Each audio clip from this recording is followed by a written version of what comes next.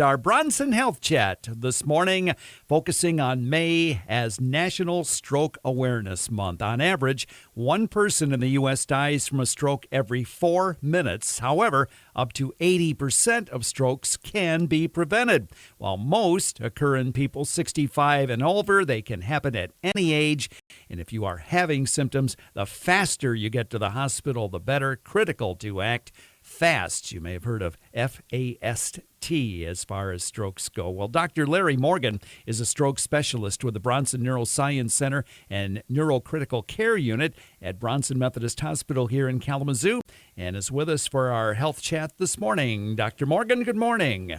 Good morning, Ken. Good to have you with us. Well, tell us about the signs and symptoms of a stroke. Well, Ken, strokes can present in many different ways, though the most common are covered by that acronym that you talked about, FAST. So the American Stroke Association has actually expanded that a little bit to be BFAST is what we call it now. And so that covers things like balance difficulty, so if someone is having difficulty in walking and getting around. The E stands for eye problems, so if there's difficulty in having double vision or loss of vision. The F stands for facial weakness. The A is for arm weakness, and the S is for speech changes. So if somebody's having difficulty in getting their words out, or if you're having difficulty in understanding them. And then the T, of course, stands for time, because, as you mentioned, speed is absolutely of the utmost importance.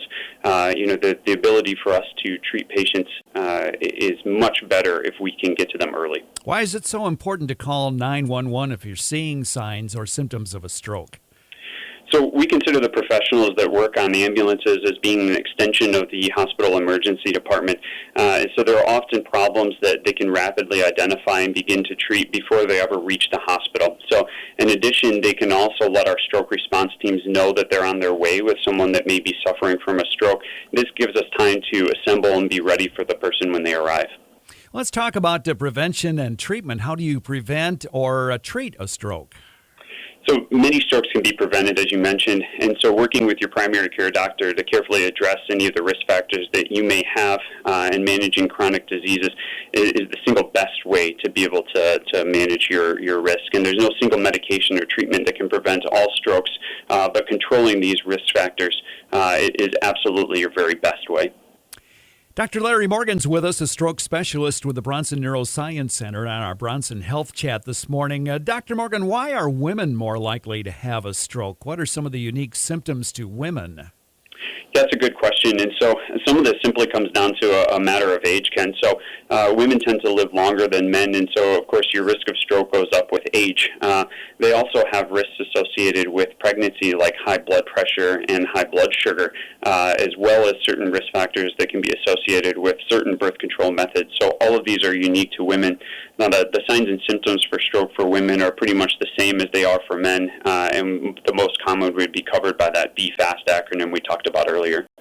There have been some stories in the news that there could be a link between COVID-19 and strokes. Have you seen this, and what exactly is this about? Yeah, that's a great question. So there certainly have been some reports of strokes occurring in those with COVID-19, in particular in young individuals, and we've certainly seen a few of those cases in people without typical risk factors for strokes but have tested positive for COVID-19 and also suffered a stroke.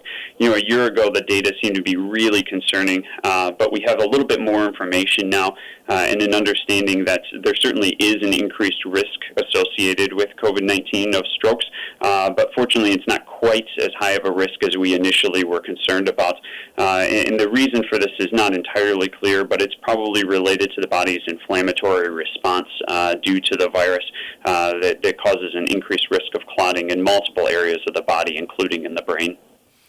Well, all of this, of course, is very important information. And, Doctor, where can we go to learn more about stroke care at Bronson?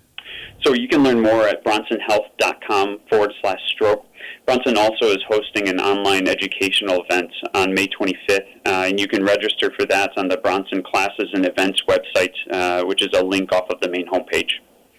May is National Stroke Awareness Month, and making us aware of some of the issues, signs, symptoms, and treatment of strokes. Dr. Larry Morgan, stroke specialist with the Bronson Neuroscience Center and Neurocritical Care Unit at Bronson, on our Bronson Health Chat this morning. Dr. Morgan, appreciate your time. Thanks for sharing this important information with us this morning. Thanks for having me.